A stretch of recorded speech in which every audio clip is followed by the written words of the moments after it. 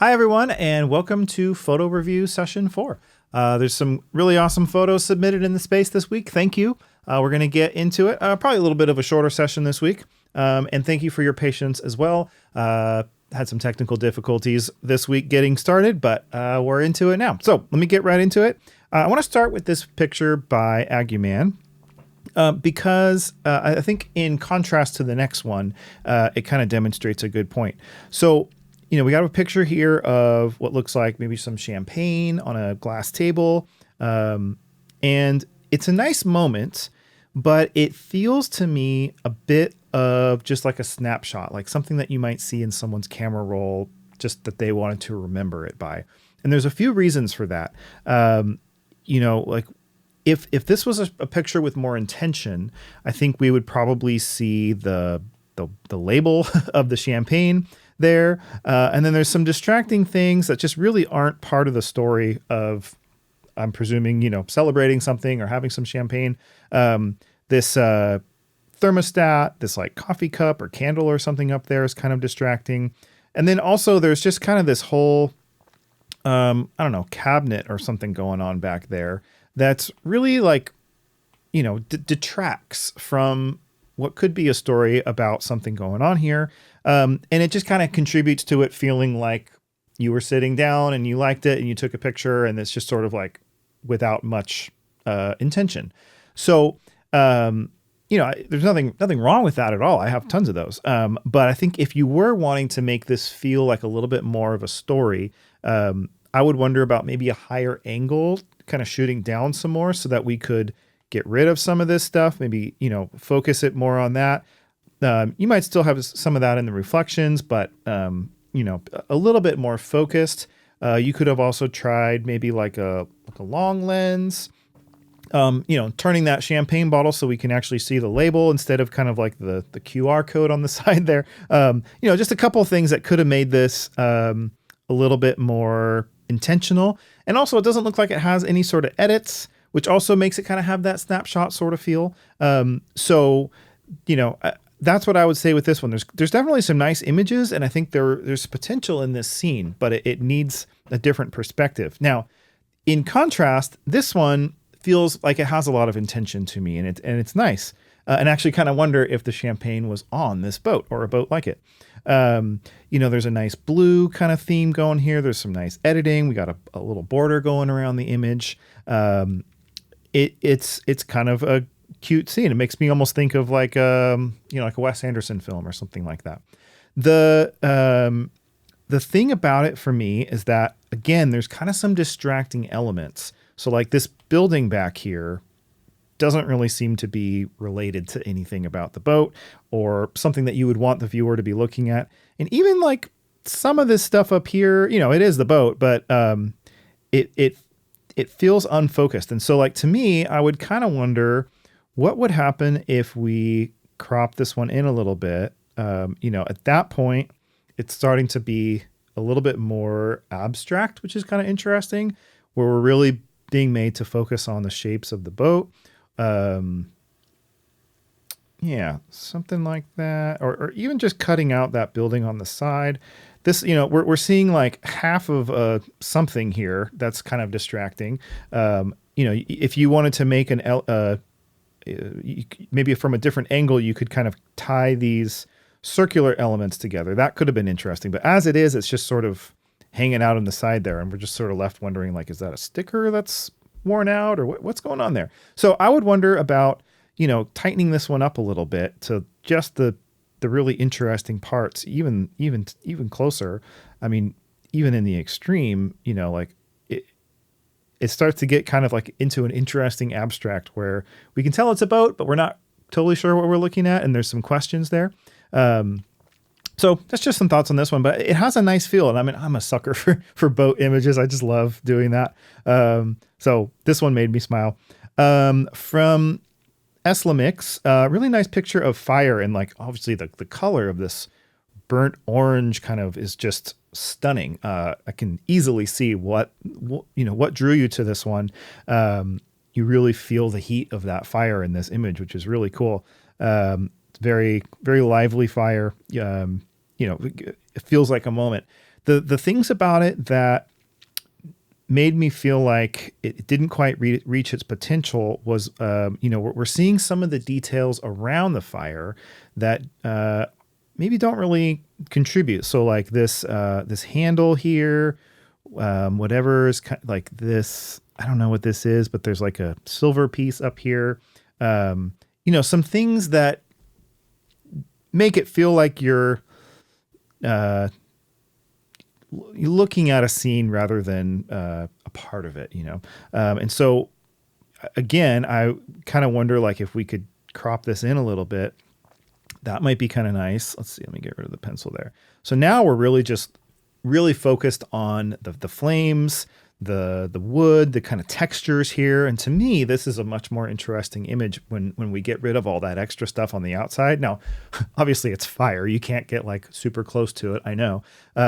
So if you did have like a longer lens on your phone or camera or whatever, that could have been an interesting thing to like zoom in more essentially, or you can just crop like this. I think getting rid of some of that kind of hardware around the fire, either from a different angle or from a crop, could definitely make this one stronger, because this is really nice, I think. Just the colors and the tones are really cool. But it's just all this extra stuff around the outside that starts to make it feel more of just like a snapshot that somebody took versus an intentional photo. So really nice one there. Keep going. This one by, sorry if I'm mispronouncing the name, but Rudy Liz. I really liked this one. There, it's clearly like a wide angle shot. We've got an umbrella down here in the bottom. And then, there's sort of a progression that your eye takes from one corner to the other, where you start kind of over here with the umbrella, and then you kind of work your way up through this text and into the sky. I really liked this. It felt really good. There's a clear subject with the umbrella. And it's kind of interesting that you don't see who's underneath it. You just kind of feel like you're in a rainy place. And then, it's cool to be able to see some context. So I liked this one a lot. I mean, the only kind of feedback I can give to, make suggestions is all very hypothetical stuff, may or may not have even been possible to do. So, this reflection is pretty cool here, where we're kind of seeing what's behind us, helping to tell more of the story that we're in some kind of an urban setting. We see a stoplight and, just looks like some urban stuff. So, more of that could have been cool. Or obviously, like if this would have gone down a little bit more, to be able to see even the top of somebody's head or a hand on the umbrella or whatever, like that could have brought a human element in that could have been kind of nice. But it's also interesting that it doesn't have that, and the wet umbrella tells a story. I don't know. I liked this one. One thing I will say, and I probably share some of the blame in this, there's like half of a border here. So, around the corner here, but then it kind of dies here and it stops. And then it doesn't continue on the other side. So if you use the effects tool in VSCO, it's possible that this could have happened. That's where I'm saying I might have some blame here. But I would wonder, what happened with the border? It's like only on the bottom, which is sort of weird. So I feel like either it'd be good to like re-export this one and then put the border on it again so that it's cohesive around the whole thing, or just either crop out the border or not have a border, but just to have it on the one corner feels a little strange to me. But otherwise, really liked this image. Okay, and then John, I had to pick several of yours. Thank you for submitting so many. Some really strong images in here. And really, I just kind of wanted to call out some things that I thought were really strong about these. So, with this one, there's a lot going on here. There's a clear kind of subject maybe with these people here in the front, or just this kind of crowd of people. But then there's really some layers. So your eye goes from, close to farther to far. And then you start to notice like, oh, there's a parasailer way out there. So there's some depth to the image, as well as there's some, diagonals. But then we've also kind of got a rule of thirds going on there. And even with where the subjects are, you're kind of hitting the rule of thirds there, which I hate calling it a rule because I think it should be broken often, but it, it it does make a good strong image, and this is really nice. And just it's a good. The umbrellas are really interesting with all the patterns there. There's an interesting pattern, obviously, with these like the sand or the rocks, the texture there. So there's just a lot going on here, and it creates a really nice dynamic image that I really liked. This one, you were pointing out how you really like this one, and I can totally see it. It's very strong. The red is really strong, obviously, and then it's interesting. It looks like a table that's maybe ready to be set or not, or something like that. I will say there was a few things actually that I noticed about this one. One was, the diagonals here are a little odd. Going like there. It's like not quite a corner, not quite any of the like main sort of dynamic symmetry points or any of that sort of stuff. There is sort of a line going that way as far as like your attention, but then there's a lot of just sort of random extra stuff up here that's not really part of the story of the table to me. And so I would kind of wonder about, tightening this one up a little bit. That could really help. And then also I felt like there's a little bit of a green tint in the highlights of this one, which gives it that kind of like red, green, complementary color, kind of almost like Christmas kind of colors, which can really work for some things. But to me, it's like you can feel the warm sun hitting the, reflections of the napkins and the clearly like kind of brassy or gold utensils. And so the green sort of like almost puts like a spooky tint on top of it that doesn't feel like it fits the mood. And so I actually took the liberty of just doing some quick levels and curves on this real quick, just to kind of show you, getting rid of that. To me, I feel like it actually cleans it up pretty nicely. Now, I know we don't have levels and curves in VSCO, and it's a good request that we hear often. You could also try this with like an opposite highlight tint to maybe kind of contrast that. But regardless of how you do it, I would try cleaning up some of that green tint a little bit in some of these film scans, just to, maybe make the colors that you do want shine a little bit stronger through. And I mean, for that matter, I would wonder what would happen if you did that to this one too, because it's got a little bit of that green tinge. It's not, to me, it doesn't distract from the subject as much, but it's there.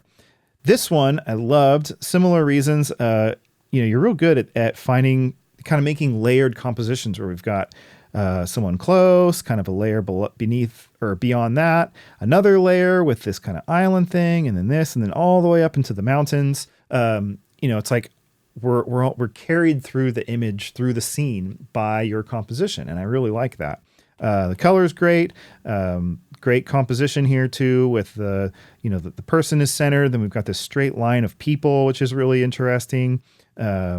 And then all that, contrasted with the straight lines of buildings, and it works. It works really nicely, and it's just really, there's really not much diagonally happening. It's very stable, very straight, which I'm a total sucker for that. So I like it. Great job. This one's cool. And then the last one, this one was, I wanted to call this one out just because it's such a simple thing. But yet it says so much. And I'm pointing out all these compositional things, but you don't need to have this whiz bang crazy multi-layered composition to really have a powerful image. And I think this one really demonstrates that well, where just I've said this before, like a really solid subject can override any other kind of rules or requirements or whatever. And I think this is that, it's like, hands are, they say so much about somebody.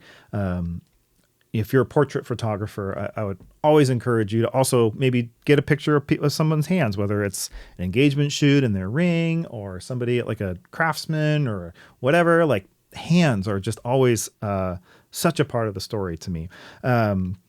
But, these hands, we can tell it's an older person, maybe an older woman based on the, the jewelry, the gesture of how they're holding their hand. It kind of makes you feel like maybe they're waiting for something. The blue is really nice, and it kind of contrasts with the skin tone really well.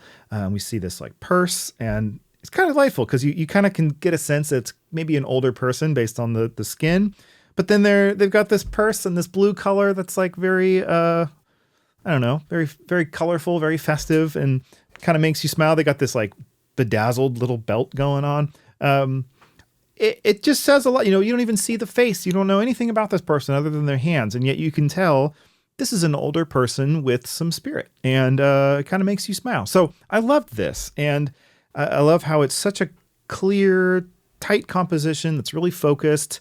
There's not anything else distracting really. Like every element in the photo helps you go deeper into understanding what you're looking at and drawing more meaning out of it. And it's really nice. So well done. That's it. Thank you all. Would love to do this again next week. Keep submitting. I'll have to see if I can keep up the weekly cadence. I'll try. Really, like, you all will kind of dictate what I can do as well, whether we can kind of keep this going or not.